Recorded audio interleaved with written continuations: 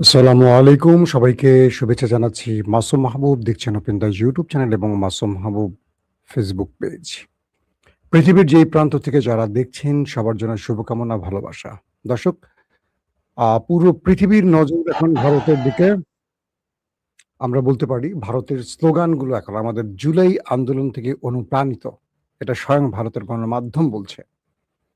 এবং ভারতের ছাত্র আন্দোলনে দেখা গেছে বাংলাদেশের খাবার সেখানে পৌঁছে গেছে। ভারতের এই আন্দোলনে দেখা গেছে একজন মুসলিম নামাজ পড়ছেন, একজন হিন্দু পাশ থেকে তাকে বাতাস করছেন।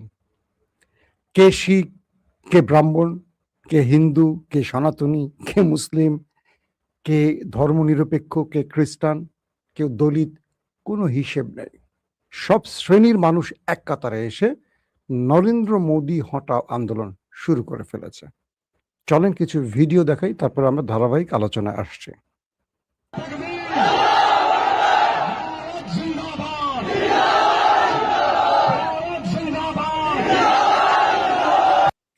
আপনারা যে ভিডিওটি দেখছেন এটা হলো ছাত্র আন্দোলনের একটা ভিডিও। সেখানে মুসলিমরা সম্পৃক্ত হয়েছে নারায়ে তাকবীর স্লোগানের মাধ্যমে এবং এই আন্দোলনকে মুসলমানদের পক্ষ থেকে সমর্থন করা হয়েছে। মুসলমানদের পক্ষ থেকে মানে হলো মুসলিম শিক্ষার্থীরা, মুসলিম ভারতীয় নাগরিকরা, মুসলিম সিভিল সোসাইটি, তারা সেখানে নেমেছে। অজস্র মুসলিমরা দেখেন হাতে আলো, মোবাইলের আলো। আপনারা ভিডিওটা দেখলে ভালো করে বুঝবেন।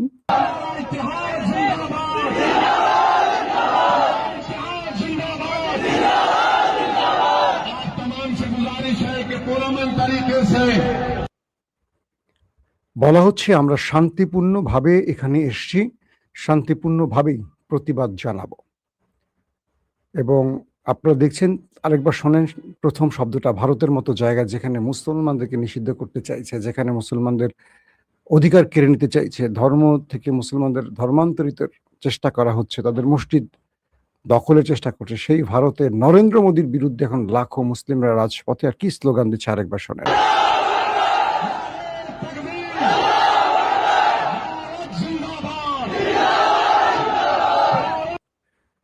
অর্থাৎ নরেন্দ্র মোদীর ভাগ্যে হাসিনার পরিণতি অপেক্ষা করছে অনেকেই বলছেন। তো এটা বিজেপি শাসন ব্যবস্থা পুরো ধ্বংস হয়ে যাবে যদি এটি ঘটে। বিজেপির ইতিহাস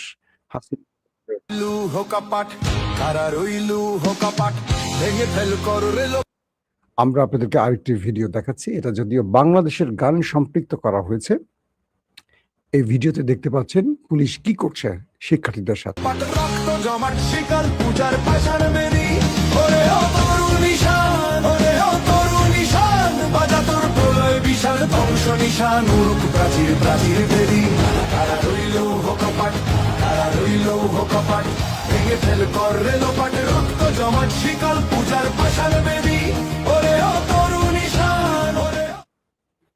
ভিডিওটিতে আপনারা একটা বিষয় স্পষ্ট দেখলেন, সেটা কি যে সব শ্রেণীর মানুষ এই আন্দোলনে চলে এসছে। যেখানে মেডিকেল বা চিকিৎসার প্রয়োজন সেখানে মেডিকেল ক্যাম্প গঠন করেছে যারা ডাক্তার। যেখানে খাদ্যের প্রয়োজন, যাদের একটু সম্পদ আছে বা যারা সচ্ছল, তারা বিস্কিট, খাবার, কেক, শুকনো খাবার, পানীয় খাবার সব এনে হাজির হচ্ছে। যারা মুসলিম তারা রাজপথে দাঁড়িয়ে নামাজ পড়ছেন, হিন্দুরা বাতাস করছেন। আবার যারা একটু বয়সের তরুণ, যাদের উপর পুলিশ হামলা করছে, তারা পুলিশকে প্রোটেক্ট করছেন, প্রয়োজনে পুলিশকে উত্তম মাধ্যম দিচ্ছেন।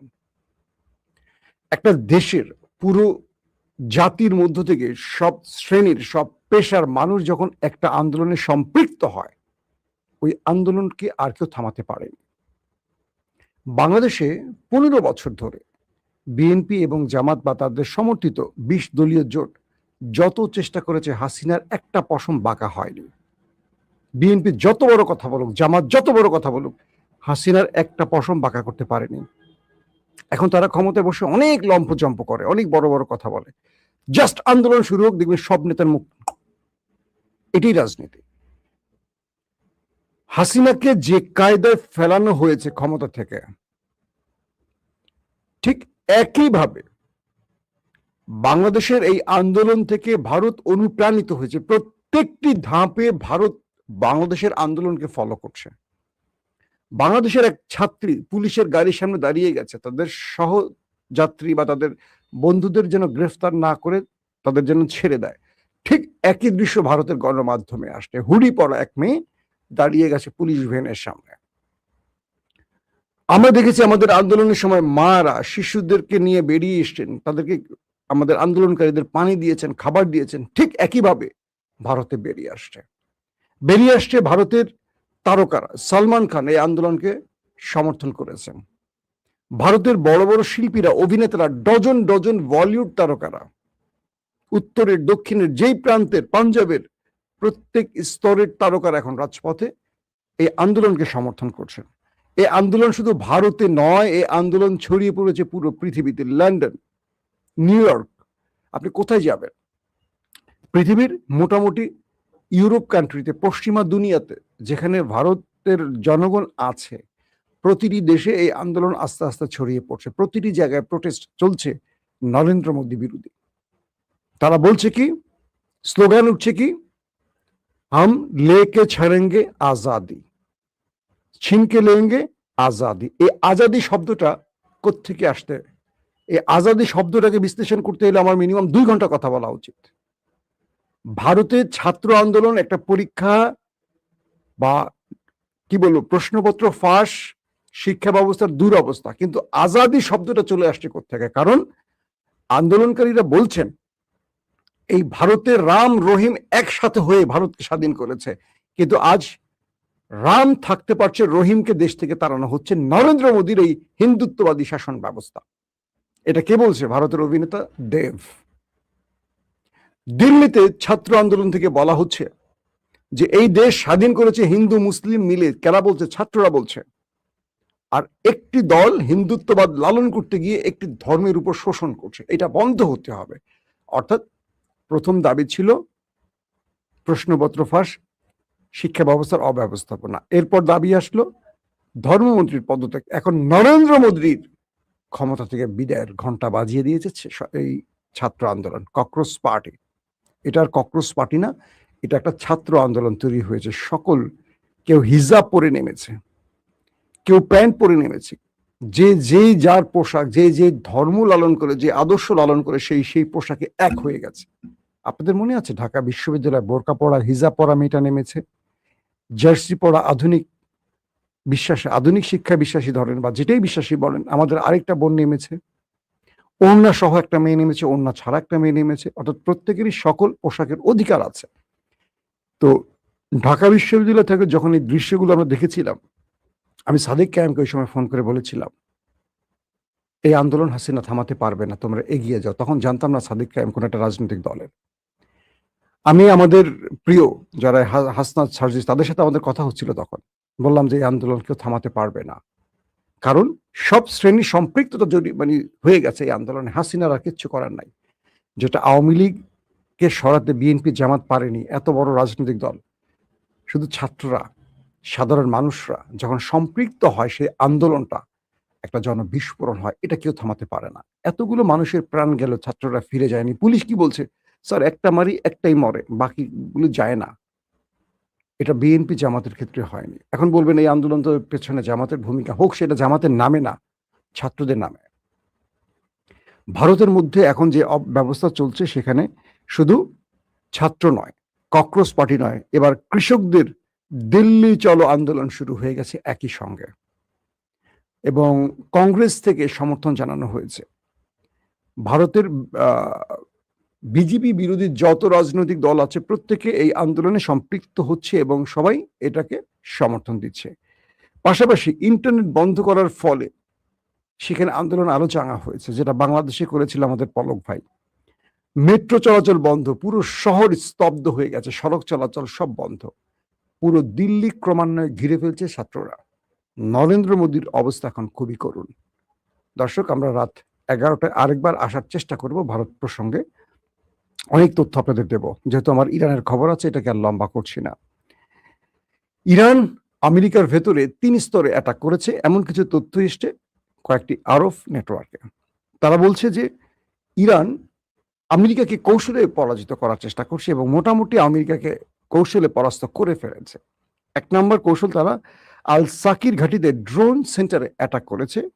এটা হলো মার্কিন যে ঘাঁটি, তাদের যে ড্রোন সেন্টার আল সাকির, সে ঘাঁটিতে হামলা করে ড্রোন হ্যাঙ্গারগুলো ধ্বংস করেছে। প্রচুর ড্রোন ব্যবস্থা সিস্টেমকে অকেজো করে দিয়েছে ইরান, যার ফলে আমেরিকা ইরানে এখন ড্রোন অ্যাটাকের ক্ষেত্রে বড় রকম বাধায় পড়ে গেছে। ইরান দ্বিতীয় স্টেজে যে অ্যাটাক করছে, প্রথমে যেটা বললাম যে 3টি স্টেজ মেনটেন করছে ইরান, দ্বিতীয় স্টেজে তারা সালমান বন্দরে মার্কিন ঘাঁটিতে অ্যাটাক করেছে। সালমান ঘাঁটিতে, এটিও বাহরাইন, এবং আল সাকির এটিও বাহরাইনে অবস্থিত। তো বাহরাইনের আল সাকির বন্দরে যে অ্যাটাকগুলো করেছে, সেখানে প্রচুর মার্কিন হ্যাঙ্গার ধ্বংস করেছে এবং মার্কিন যুদ্ধ বিমান, মার্কিন প্রতিরক্ষা ব্যবস্থা, রাডার সিস্টেম ক্ষতিগ্রস্ত করেছে ইরান, যার ফলে আমেরিকা ইরানের অ্যাটাকগুলো নজরদারি করতে পারছে না, এখন সীমিত আকারে পারছে। 3 নম্বরে ইরান যে কাজটি করছে, আরিফজান ঘাঁটিতে মার্কিন স্পেশাল ফোর্সের যেই কমান্ডো বাহিনী আছে, সেখানে হামলা করেছে ইরানের মিসাইল এবং ড্রোন। এটি হলো কুয়েতে অবস্থিত আরিফজান ঘাঁটি, মার্কিন স্পেশাল ফোর্সের ঘাঁটি কুয়েতে কিন্তু ম্যাসিভ আকারে ইরান অ্যাটাক করছে এবং সেখানে প্রচুর মার্কিন সেনা হতাহতের খবর আসতে শুরু করেছে। তো সবকিছু মিলে ইরান এই মুহূর্তে যে ধোলাইগুলো চালাচ্ছে দেখার মতো। আসেন কয়েকটা এই মুহূর্তে একদম লেটেস্ট আপডেট কয়েকটা খবর দেই। আবার পারমাণবিক চুক্তির জন্য রিয়াদকে অবশ্যই আব্রাহাম অ্যাকর্ডে যোগ দিতে হবে, এমন একটি ঘোষণা দিয়েছেন মিস্টার ডোনাল্ড ট্রাম্প, চাচ্চু বা কাক্কু। মার্কিন president Donald Trump truth social পোস্টে বলেছেন যে সৌদি আরবের সঙ্গে যে কোনো পারমাণবিক চুক্তি আব্রাহাম অ্যাকর্ডে তাদের যোগদানের শর্ত সাপেক্ষে এবং যে কোনো হুতি হামলার জন্য তিনি ইরানকে দায়ী করবেন।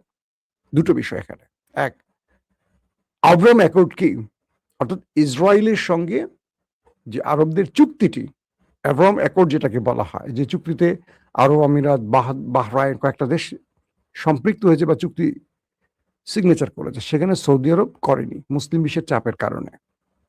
অর্থাৎ ইসরায়েলকে সমর্থন দেওয়া, রাষ্ট্র হিসাবে মেনে নেওয়া এবং ইসরায়েলের সাথে বাণিজ্যিক, রাজনৈতিক, সামাজিক বা সামরিক প্রত্যেকটা ক্ষেত্রে একটা চুক্তিতে আবদ্ধ হওয়া, সেই আব্রাহাম অ্যাকর্ডে যদি সৌদি আরব আসে, মানে সেই সিগনেচারটি করে বা চুক্তিটি করে ইসরায়েলের সাথে, তাহলে আমেরিকা সৌদি আরবকে নিউক্লিয়ার প্রজেক্ট বা পারমাণবিক বোমা তৈরিতে বা পারমাণবিক প্রকল্পে সহযোগিতা করবে এবং কোনো বাধা সৃষ্টি করবে না।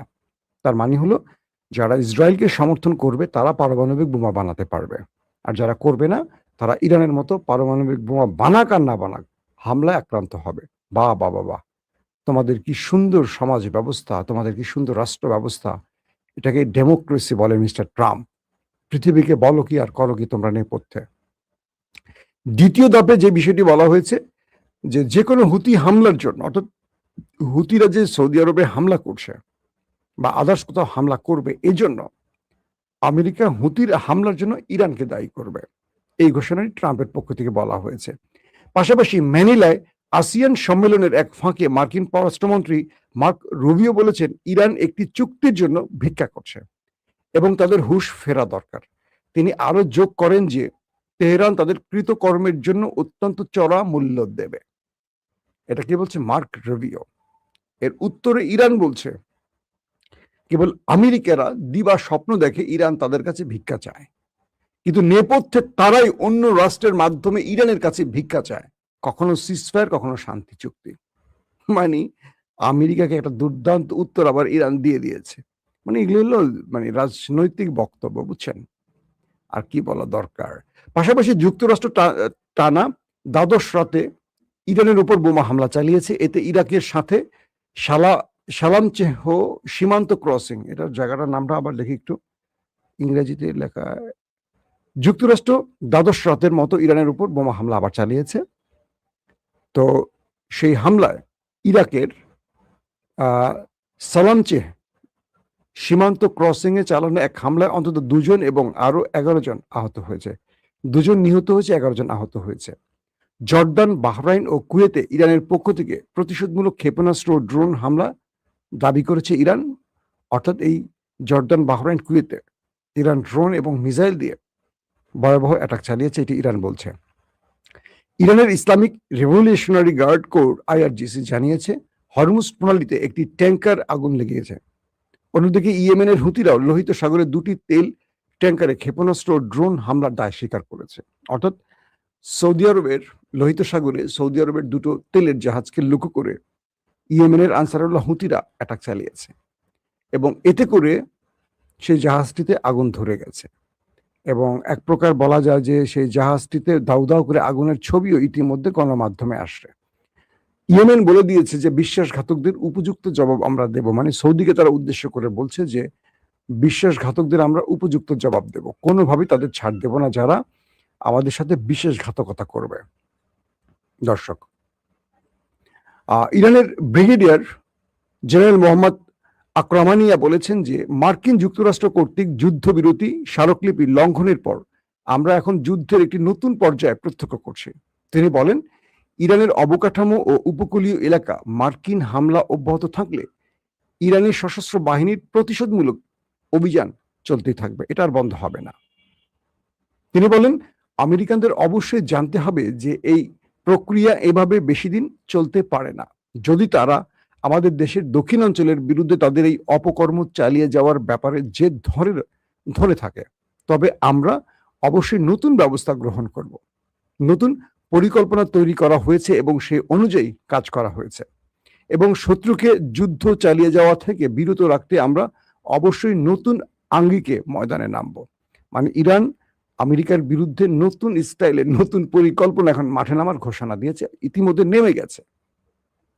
আক্রমণীয় বলছেন, যুদ্ধের নতুন ময়দানে প্রবেশ করা ইরানের অন্যতম কৌশলগত বিকল্প হতে পারে এবং অন্যান্য কৌশলও রয়েছে যা উপযুক্ত সময় আমেরিকা টের পাবে। মানে এখন এমন একটি পজিশনে চলে এসছে দুই দেশের যুদ্ধ। আজকে যেমন আমেরিকার কয়েকটি আউটলেট বলছে ইরানের যে মিসাইল ড্রোনগুলো আসছে এগুলো পূর্বের মিসাইল না, আমেরিকা এগুলো ইন্টারসেপ্ট করতে পারছে না।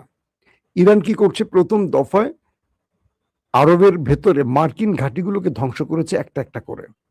Radar system, Patriot battery system, drone storage, তাদের যুদ্ধ বিমান হ্যাঙ্গার, তাদের প্রতিরক্ষা ব্যবস্থা, এগুলোকে একটা একটা করে অ্যাটাক করে ধ্বংস করেছে।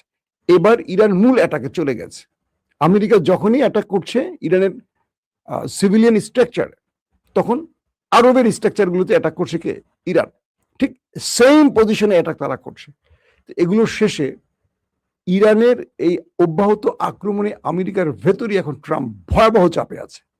কালকে সিনেট কংগ্রেস পিট হেগসেটকে তাদের প্রতিরক্ষা মন্ত্রীকে আচ্ছা রকম ধুয়ে দিয়েছে, ট্রাম্পকে ধুয়ে দিয়েছে। তাদের সেনাবাহিনী ডিমোরালাইজ হয়ে গেছে, তাদের সেনাদের লাশ আমেরিকায় ফেরত গেছে। আমেরিকার জনগণ এটা নিয়ে ক্ষোভের সৃষ্টি হয়েছে যে তুমি ইসরায়েলের জন্য যুদ্ধ করে আমাদের সেনাকে হত্যা করছো কেন? ট্রাম্প একটা বড় বিপর্যয়ের মধ্যে আছেন। আবার ইসরায়েলের জন্য এই লড়াইটা চালিয়েছেন, বন্ধ করেছেন, আবার শুরু করেছেন ইসরায়েলের চাপে পড়ে। এটা বলছে মার্কিনীরা, আমি বলছি না যে তুমি আমাদের যুদ্ধ করছো না, তোমরা ইসরায়েলের জন্য যুদ্ধ করছো, আমাদের সেনাদের মারছো, আমাদের সম্পদ ধ্বংস করছো। তো সবকিছু মিলে এই অবস্থার মধ্যে পড়ে গেছে আমেরিকা। দর্শক, শেষ করতে চাই, তো একটা শেষ বক্তব্যটা দিয়ে শেষ করি।